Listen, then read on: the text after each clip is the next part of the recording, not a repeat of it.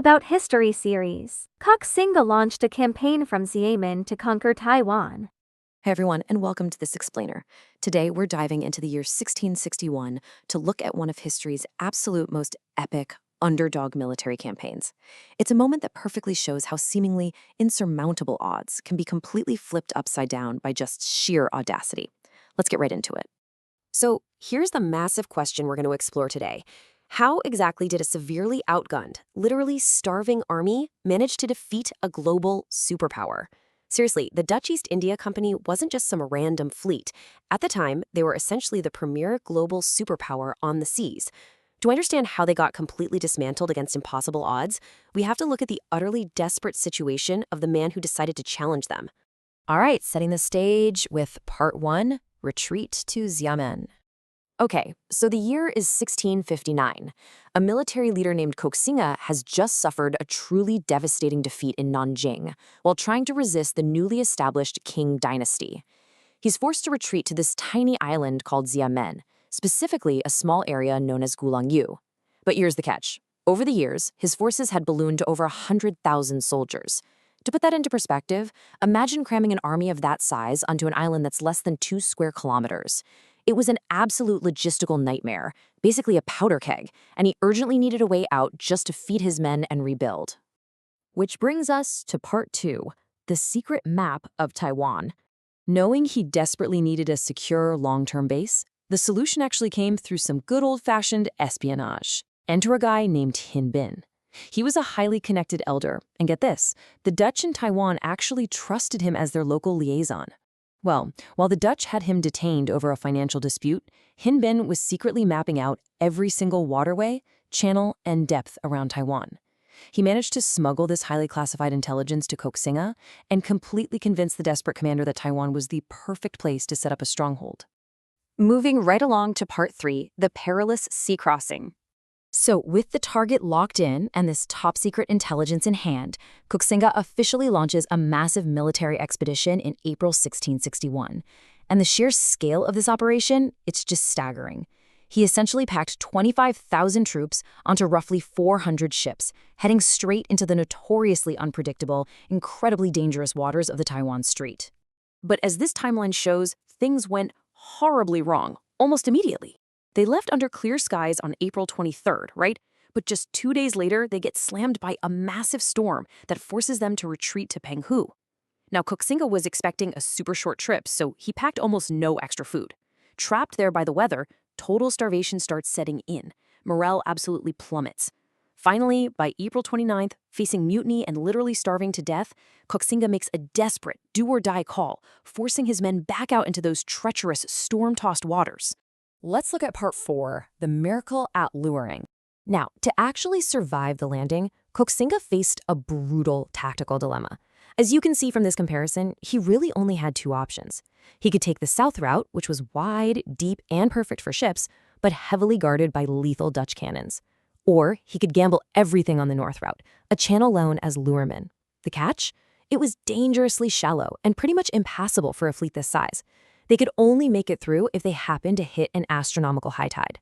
Sailing right into a pitch-black storm, with his starving men basically bracing for the end, Koxinga stood on his ship and offered this incredibly desperate prayer. He knew perfectly well that missing that narrow window of the tide meant his ships would run aground, and his army would be totally annihilated.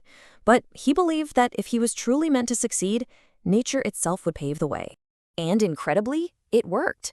Miraculously, the storm actually broke, the skies cleared up, and the waters of the Luermen Channel swelled several feet higher than normal. Relying entirely on Bin's top-secret map, the fleet essentially just walked right through the back door.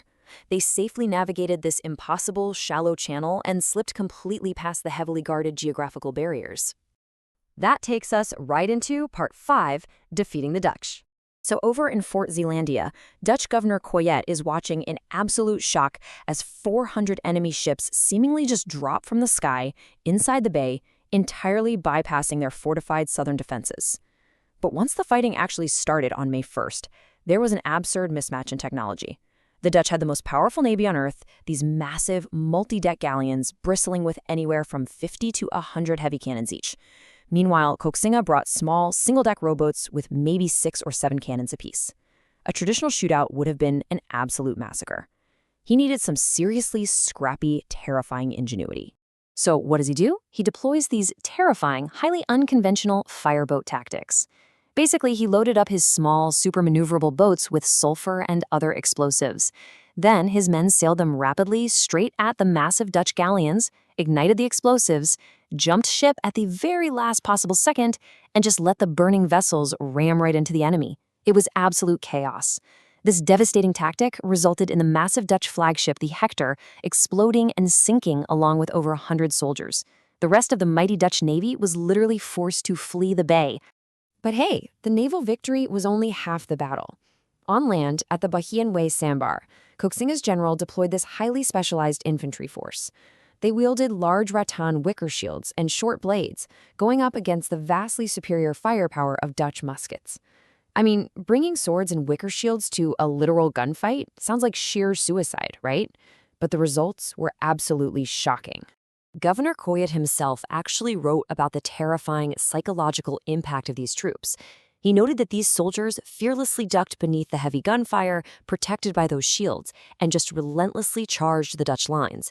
He famously described them as fighting like mad dogs, not caring about death.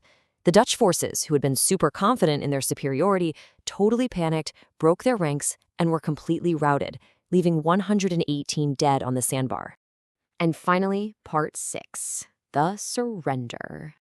With both their naval and land forces just utterly devastated by this relentless, totally unconventional warfare, the Dutch hold on Taiwan collapsed with remarkable speed. If we look at this timeline, the primary battles kicked off on May 1st. Later that exact same day, Koxinga sent a formal letter demanding their surrender.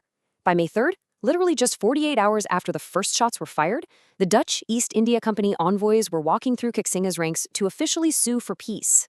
Koxinga made his historical stance incredibly clear to those envoys. He basically stated that the land historically belonged to China, telling the Dutch that while they had been permitted to borrow it temporarily, it was now needed again. He demanded the immediate return of the territory, and the Dutch capitulated, effectively completing one of history's most remarkable strategic upsets. So what does this all mean for us today? This whole campaign really forces us to rethink the nature of conflict. I mean, how did a retreating, starving army achieve the absolute impossible? They did it by leveraging deep local intelligence, taking immense, highly calculated risks, and utilizing terrifyingly unconventional tactics that completely neutralized a global superpower's technological advantage. It leaves us with a fascinating question to ponder.